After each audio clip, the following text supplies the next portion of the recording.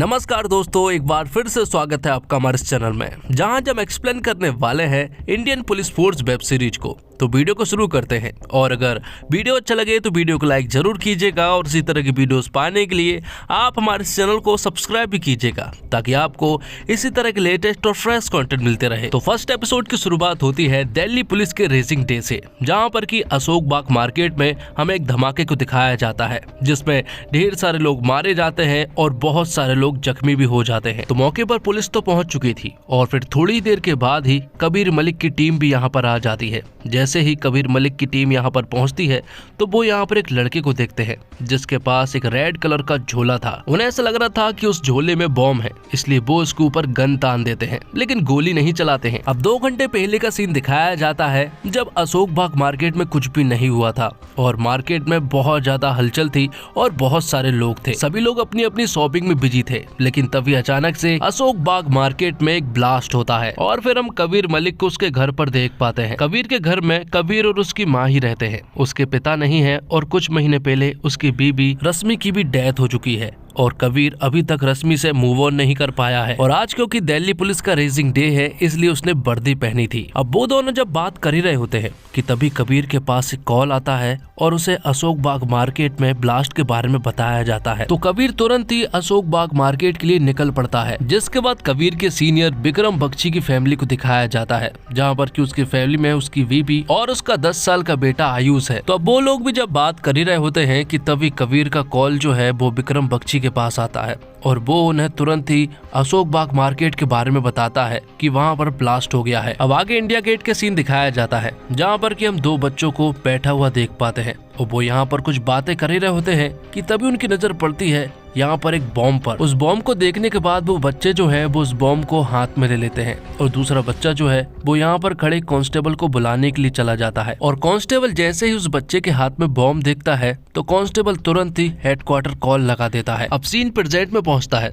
जहाँ पर कि हम कबीर की टीम को अशोक बाग मार्केट में देख पाते हैं, जहाँ पर कि वो बच्चा खड़ा हुआ था, लेकिन उस बच्चे के पास बॉम्ब नहीं था। पर वो बच्चा यहाँ पर कबीर को बताता है कि मैंने उसे देखा है, उस आदमी ने मेरे सामने ही डस्टबिन में पैकेट डाला था। दूसरी तरफ विक्रम जो है वो अपनी पूरी टीम को लेकर इंडिया गेट पहुंच चुका था। विक्रम जब उस बच्चे के हाथ में बॉम्ब देखता है और वो उसे अकेला खड़ा हुआ पाता है तो यहाँ पर विक्रम उस कांस्टेबल को बहुत चिल्लाता है कि उसने उससे बॉम्ब क्यों नहीं लिया। तो कांस्टेबल कहता है कि वो बच्चा ही जिद पर अड़ा था, वो कह रहा था कि अगर मैं इस बॉम्ब को दूंगा तो ये फट जाएगा। तब विक्रम तुरंत ही उस बच्चे के पास पहुंचता है और उस बच्चे से वो बॉम्ब बहुत ही संभाल कर अपने हाथों में ले लेता है। और अब थोड़ी देर के बाद ही बॉम्ब स्क्वाड भी यहाँ पर पहुंच चुके थे। वो यहाँ पर बहुत संभाल कर उस बॉम्ब को डिफ्यूज कर देते हैं और ये मिशन सक्सेसफुल हो जाता है। लेकिन तभी वो यहीं से देखते हैं कि एक जगह पर बहुत बड़ा ब्लास्ट हुआ है। वहीं दूसरी तरफ मीडिया के पास एक मेल आता है जिसमें 6 बॉम्ब ब्लास्ट के बारे में बताया गया था और ये मेल दरअसल में इंडियन मुजाहिदीन की तरफ से आया था। और फिर आगे किशनगंज में एक और बॉम्ब ब्लास्ट होता है। अब इंद्रलोक हॉस्पिटल के बाहर भी एक बॉम्ब था और कबीर को ये बात मालूम चल चुकी थी, तो कबीर अपनी पूरी टीम को लेकर वहां पर पहुंच चुका था। बॉम्ब स्क्वाड भी यहाँ पर नहीं पहुंच पा रहे थे क्योंकि उनके पास बहुत सारे कॉल जा रहे थे बॉम्ब ब्लास्ट के बारे में। तो कबीर यहाँ पर देखता है कि कार में बॉम्ब है और बाजू में ही हॉस्पिटल है और हॉस्पिटल के आईसीयू वार्ड में बहुत सारे पेशेंट है। तो अब कबीर जब कार के अंदर देखता है तो उसे मालूम चलता है कि बॉम्ब जो है वो स्टीयरिंग से कनेक्टेड है और स्टीयरिंग पूरी तरह से लॉक है। तब कबीर के दिमाग में एक आइडिया आता है और वो उस कार को टक्कर मारते हुए एक वेयरहाउस की तरफ ले जाता है जो कि एकदम खाली है। तो कबीर उस कार को उस वेयरहाउस के अंदर भर देता है और तभी वहाँ पर एक बहुत बड़ा ब्लास्ट हो जाता है, जिसमें किसी तरह की कोई हानि नहीं हुई थी क्योंकि वो वेयरहाउस एकदम खाली था। अब दिल्ली हेडक्वार्टर में सारे पुलिस वालों को बुला लिया जाता है और सभी को बता दिया जाता है कि आखिर दिल्ली में चल क्या रहा है। तो विक्रम यहाँ पर सारी पुलिस फोर्स को अलर्ट कर देता है और जिस पर भी शक है उन सभी को उठाने को कहता है। भाई इस छोटे से बच्चे के द्वारा उस आदमी का स्केच भी बनवाया जा रहा था जो उस बच्चे ने अशोक बाग मार्केट में देखा था। तो आगे कबीर और विक्रम जो है वो कुछ खबरियों को उठाने के लिए पहुंच जाते हैं, जिसमें वो सबसे पहले तौफीक नाम के एक आदमी को उठाते हैं और उससे पूछताछ करने लगते हैं, लेकिन वो उन्हें कुछ भी नहीं बता रहा था। तब गन की नोक पर जब उससे सवाल पूछे जाते हैं तो वो उन्हें बताता है कि कुछ दिन पहले यूपी बॉर्डर से 4 लोगों ने बॉर्डर क्रॉस की थी। वो कौन है ये तो नहीं मालूम, लेकिन वो दिल्ली में आने के बाद गायब हो गए। जिसके बाद आईपीएस ऑफिसर बंसल सर को दिखाया जाता है। विक्रम यहाँ पर उन्हें सारी इन्फॉर्मेशन बताता है और उनसे कहता है कि कुछ महीने पहले जब गुजरात में धमाके हुए थे वही पैटर्न दिल्ली में भी फॉलो किया जा रहा है और हमारे पास कोई भी इंटेल नहीं थी, जिस वजह से हम पहले से सतर्क नहीं रह पाए और फिलहाल हमारे पास सिर्फ एक ही सस्पेक्ट है और उसका स्केच हमारे पास है, जो स्केच उस छोटे से बच्चे ने बनवाया था। अब हमें वही आदमी दिखाया जाता है जिसका नाम जरार है। तो जरार जो है वो दिल्ली में एक घर में किराए से रहता है, जहाँ पर उसने अपनी पहचान बदल ली है।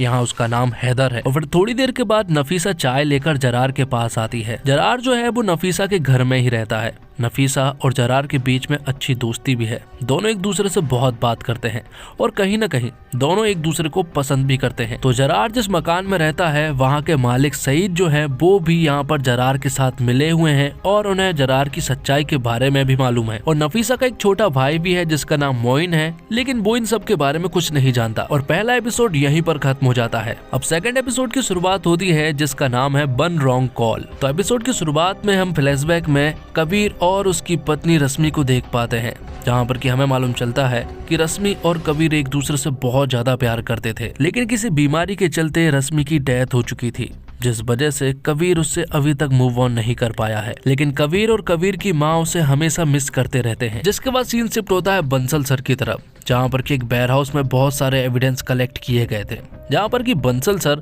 विक्रम से कहते हैं कि हमने एक टीम को तैयार किया है, उस टीम को तुम ही लीड करोगे और इस टीम में तुम्हारे साथ तारा सेठी भी रहेगी। तारा सेठी दरअसल में गुजरात के एक ATS ऑफिसर है और उसने गुजरात वाले केस को भी संभाला था। तो तारा सेठी जैसे यहाँ पर आती है तो हमें मालूम चलता है कि विक्रम तो तारा सेठी को पहले से ही जानता है और उन दोनों के बीच में कुछ खास तो नहीं बनती है। दोनों एक दूसरे से हमेशा ही जवान लड़ाते रहते हैं। उन दोनों की बहस को देखते हुए बंसल सर विक्रम से कहते हैं कि अच्छा यही होगा कि तुम दोनों आपस में कोऑपरेट करो। अब बंसल सर के चले जाने के बाद हम तीनों को देख पाते हैं, जहाँ हमें मालूम चलता है कि भले उन दोनों की बहस होती हो लेकिन वो अच्छे दोस्त भी हैं। और तारा सेठी जो है वो अपने ऊपर एक बुक भी लिख रही है। ये बात यहाँ पर कबीर ने तारा सेठी से कही थी और ये बात विक्रम ने कबीर को बताया था और विक्रम ने तारा सेठी को लेकर कबीर को कुछ भी अच्छी बातें तो नहीं बताई है। अब सेठी यहाँ पर विक्रम से कहती है कि मेरे पास एक बहुत बड़ी इन्फॉर्मेशन है। वो यहाँ पर उसे बताती है कि अहमदाबाद के एक लैंडलॉर्ड से हमें कुछ इन्फॉर्मेशन पता चली। जब वहाँ पर ब्लास्ट हुए तो ब्लास्ट के 2 दिन बाद ही वो चारों लोग वहाँ से चले गए और बहुत इन्वेस्टिगेशन के बाद हमें एक ही आदमी के बारे में मालूम चल पाया जिसका नाम सदाब है। और बहुत डिफिकल्टी के बाद जब उसका नंबर भी ट्रेस किया गया तो उसने दिल्ली से अजमेर भी कॉल किया था, मतलब कि वो लड़का दिल्ली में ही है। तो अब सदाब के नंबर को ट्रेस पर डाल दिया जाता है, जिसके बाद हम उन्हीं लड़कों को देख पाते हैं जिन्होंने ये ब्लास्ट किया और जो कि जरार के साथ काम करते हैं। उनके दरवाजे पर जरार भी आता है और जैसे ही वो अंदर आता है तो वो उनसे कहता है मिशन पूरी तरह से सक्सेसफुल हुआ है और पूरी दुनिया तुम्हें बधाई दे रही है। जिसके बाद जरार उन लड़कों से सदाब के बारे में पूछता है, जो कि अंदर सो रहा था क्योंकि उसे बुखार है।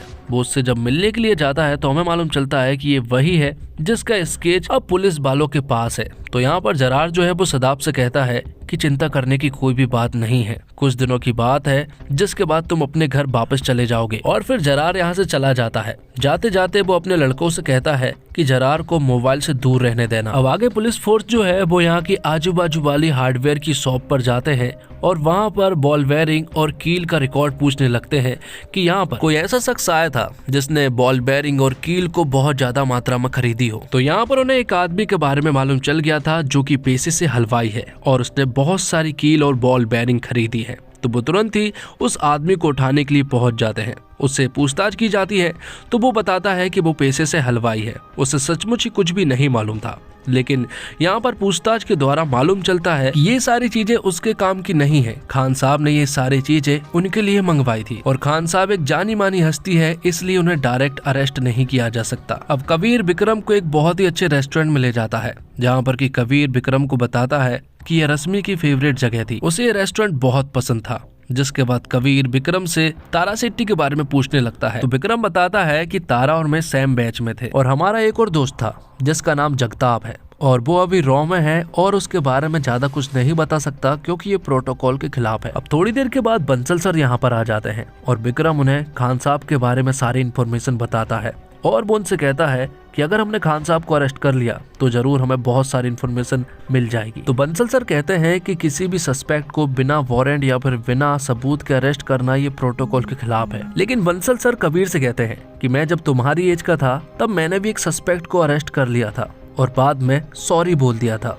तो तुम भी यही कर सकते हो। जो सुनकर दोनों ही खुश हो जाते हैं। अब आगे हम दिल्ली यूपी बॉर्डर पर जरार को देख पाते हैं, जो कि अपने मेन आदमी के पास कॉल करता है। वो आदमी जरार को उसके काम के लिए शुभकामनाएं देता है और कहता है कि जल्द ही मैं उसे आगे के मिशन के बारे में बताऊंगा। अब जरार अपने घर पहुंचता है, जहाँ पर कि नफीसा उसका इंतजार कर रही थी। जिसके बाद दोनों बातें करने लगते हैं और यहाँ पर जरार उसे बताता है कि उसका एक छोटा भाई भी है जिसका नाम सिक्कू है, और वो उसे ये भी बताता है कि उसके माँ बाप नहीं है। अब आगे यूपी में आजमगढ़ शहर को दिखाया जाता है, जहाँ पर कि पूरी सदाफ की फैमिली रहती है।